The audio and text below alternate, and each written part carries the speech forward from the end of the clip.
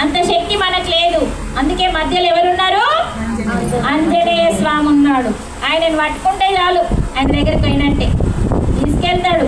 ఎందుకంటే మనం కూడా రామునికి, అయోధ్య రామునికి, ఆత్మారామునికి మనం కూడా ఆత్మారాములం కాబట్టి అది ఆంజనేయ స్వామికి తెలుసు. కాబట్టి నువ్వు నేను ఒకటే అని చెప్పి అప్పుడు నా దగ్గరికి వచ్చినావు కదా, నా దగ్గరికి వస్తే రాము దగ్గరికి పోయినట్టే అని చెప్పి పట్టుకోబోతాడు. అందుకనే శ్వాస అంటే స్వయంభుగా మన శ్వాసలో ఉంది ఎవరు అంటే ఆంజనేయ స్వామి. బాగుందా వివరణ? గుర్రలా మళ్ళా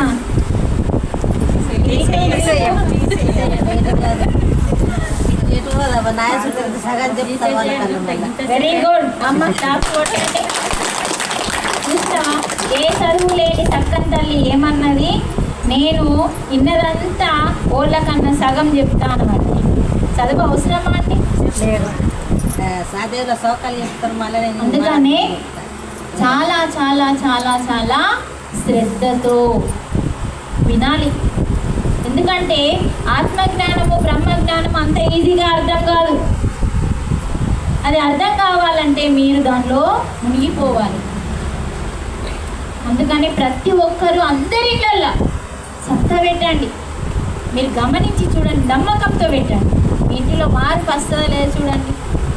ఇంటిలో మార్పు వస్తుంది, ఇంటాయనలో మార్పు వస్తుంది, మీలో మార్పు వస్తుంది. మీకు ఏదన్నా అనారోగ్యం ఉంటే కూడా తేడా కనిపిస్తుంది. మీరు గమనించాలా, నమ్మాలా. ఎందుకంటే ఇది లాస్ట్ స్టేజ్. పూజ కానీ, స్తోత్రం కానీ, జపం కానీ, వ్రతం కానీ, దీక్షలు కానీ, తీర్థయాత్రలు ఏదన్నా చెయ్యి, ఏ అన్నదానం చెయ్యి, ఏదన్నా చెయ్యి, గొప్ప జన్మ.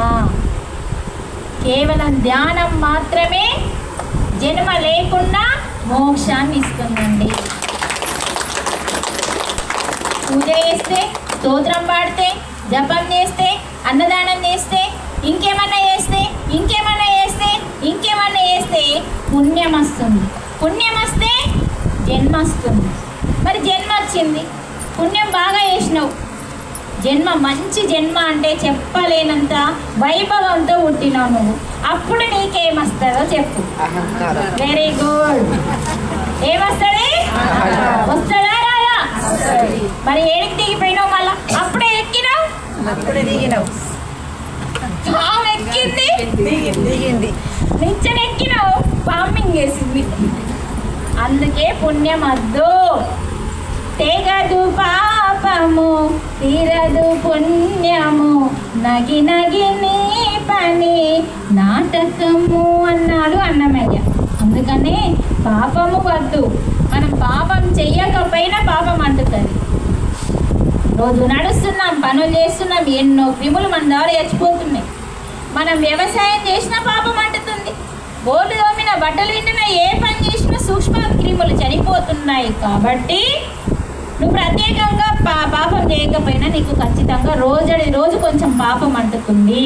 అందుకనే మనము ఏ రోజుకి ఆ రోజు ఒకరికి అన్నదానం, ఒకరు కాదు 10 మంది వచ్చినా సరే ఒకరికన్నా అన్నదానం చేస్తే ఆ రోజు పాపం ఆ రోజు బూడిదైపోతుంది. రోజు పాపం అంటుతుంది, కానీ పుణ్యం నువ్వు చేస్తే అంటుతుంది. పాపం నువ్వు చేయకపోయినా అంటుతుంది. ఎందుకంటే మనం ఇంట్లో ఎవరి కోసం, కుటుంబం కోసం వర్క్ చేస్తున్నాం కదా, పని చేస్తున్నాం కదా, దానివల్ల అంటుతుంది. అప్పుడు ఏమవుతుంది? మరి తల్లి కుటుంబం కోసం చేసినప్పుడు ఈ పాపం తను మొయ్యద్దు కదా అని చెప్పి భగవంతుడు ఏం చేసిండంటే తల్లి కోసం ఆ చేతులతో ఎవరికైతే అన్నం పెడతావో ఆ రోజు క్రిములు చంపడం వల్ల ఆ పాపం అనేది తొలగిపోతుంది. అందుకని అన్నం గొప్పది, కానీ ఆకలి అవుతుంది మళ్ళా. మరి అందుకే అన్నిటికంటే గొప్పది